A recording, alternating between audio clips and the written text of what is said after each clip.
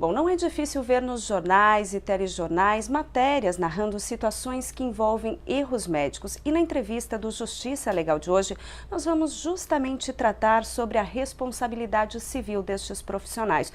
O nosso convidado é o desembargador Jaime Vicari. Muito obrigada pela presença. É um prazer estar aqui. Desembargador, é importante frisar que todo profissional é passível de erros, mas o profissional da área médica, ele tem a mesma responsabilidade civil de outros profissionais, já que muitas vezes a melhora do paciente não depende exclusivamente dele, das suas ações. A atuação do médico se dá num ponto crítico, que é o corpo humano. O corpo humano, na maioria das vezes, não é algo previsível. O corpo humano não é uma equação matemática. O corpo humano tem respostas que, na maioria das vezes, surpreende a todos, ao médico, inclusive o paciente. Mas o médico profissional liberal, como qualquer profissional liberal, tem a sua atividade, as relações médico-paciente, tem sua atividade em nosso país regulamentada pelo chamado Código de Defesa do Consumidor.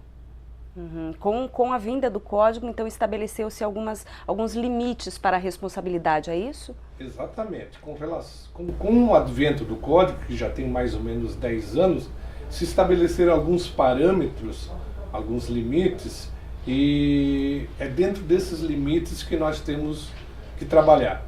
Eu gostaria só de observar, antes de entrar diretamente nesse aspecto dos limites, que há uma grande ênfase, uma concentração muito grande de demandas com relação ao serviço médico.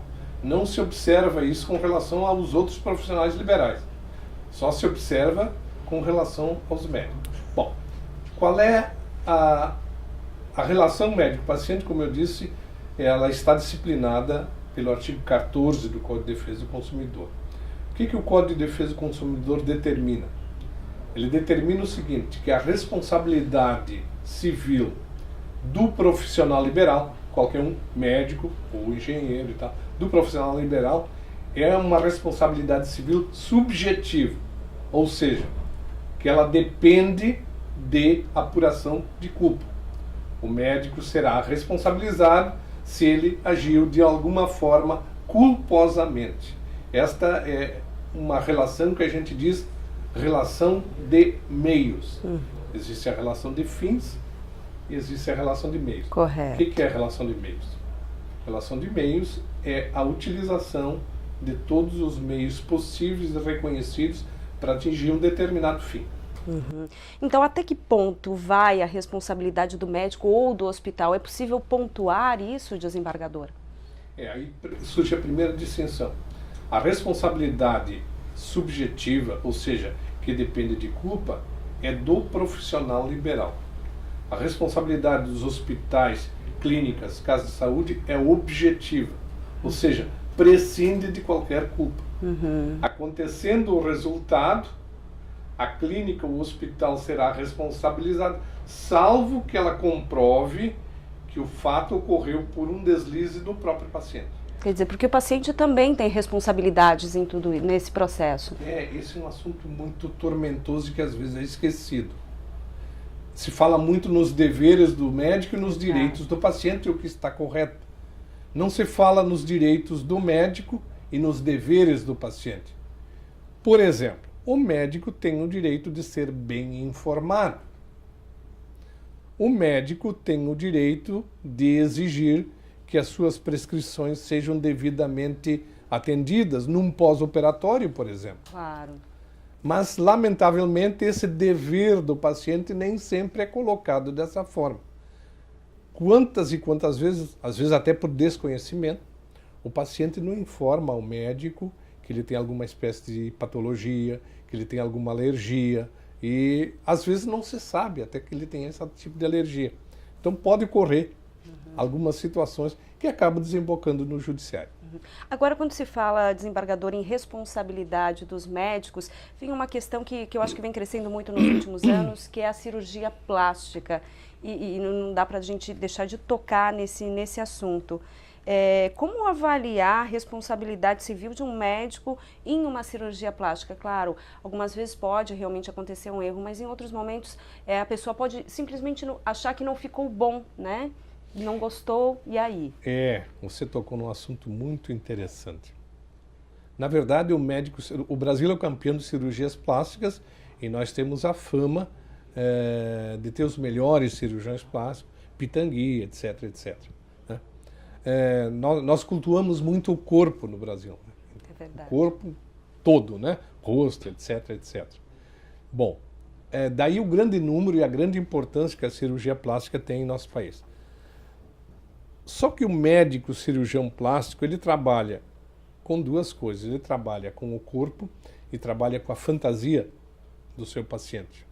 Né? Do corpo ele pode tratar. Da fantasia, às vezes, ele vai ter alguma dificuldade. Por que eu digo isso? Pode ocorrer que muitas vezes o médico faça uma cirurgia plástica de um nariz e aquela cirurgia está muito bem feita, tecnicamente correta, mas por alguma razão a pessoa passe a entender que aquele nariz não está bonito, ou que descaracterizou o seu rosto. Mas, de todo modo, só para que os telespectadores tenham conhecimento, o entendimento generalizado é que na cirurgia plástica, contrariamente ao que ocorre com os demais médicos, a obrigação é de fim, a obrigação é de resultado.